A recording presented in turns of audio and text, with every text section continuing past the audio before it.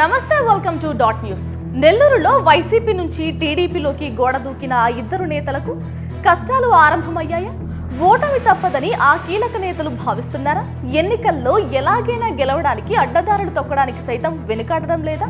అయినప్పటికీ కార్యకర్తల నుంచి ఆ నేతలకు నిరసన సెగ తప్పడం లేదా? ఇంతకు ఎవరా నేతలు? Watch the story. వైసీపీ ప్రభుత్వంలో దర్జాగా అధికారాన్ని అనుభవించారు వేమిరెడ్డి ప్రభాకర్ రెడ్డి, ప్రశాంత్ రెడ్డి దంపతులు. ఈ 5 ఏళ్ల పాలనలో వారు ఆడిందే ఆట, పాడిందే పాట. మమ్మల్ని ఎవర్రా ఆపేదంటూ విర్రవీగారు. కాలం గడిచింది. 5 ఏళ్లు గిర్రున ఇట్టే గడిచిపోయాయి. మళ్లీ ఎన్నికలు వచ్చాయి. అయితే ఈసారి వైసీపీ అధినేత జగన్ వారికి టికెట్ ఇచ్చేందుకు సున్నితంగా తిరస్కరించారు.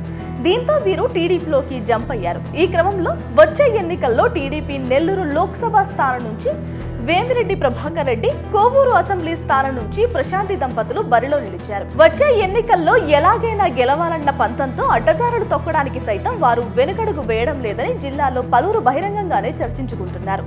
ప్రధానంగా కోవూరు నియోజకవర్గంపై దృష్టి సారించిన వీరు నోట్లతో ఓట్లు కొనుగోలుకు సన్నద్ధమయ్యారు. స్థానిక సంస్థల ప్రజాప్రతినిధులకు నగదును ఎరవేసి ఈ వికృత పర్వానికి తెరలేపారు. ఆయా గ్రామాల్లో విజయం సాధించిన సర్పంచ్లు, ఎంపీటీసీలకు 15 లక్షల రూపాయలు, ఎంపీపీలకు, జడ్పీటీసీలకు 25 లక్షల చొప్పున ప్యాకేజీలను ఫిక్స్ చేశారని స్థానిక నేతలే పేర్కొంటున్నారు.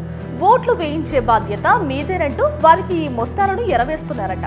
ఓటర్లకు సైతం భారీగానే ముట్ట చెప్తామని, ఈ నగదు పంపిణీ బాధ్యత అంతా మీదేనంటున్నారని ప్రచారము జరుగుతోంది. దీనిపై స్థానిక వైసీపీ నేతలు భగ్గుమన్నారు.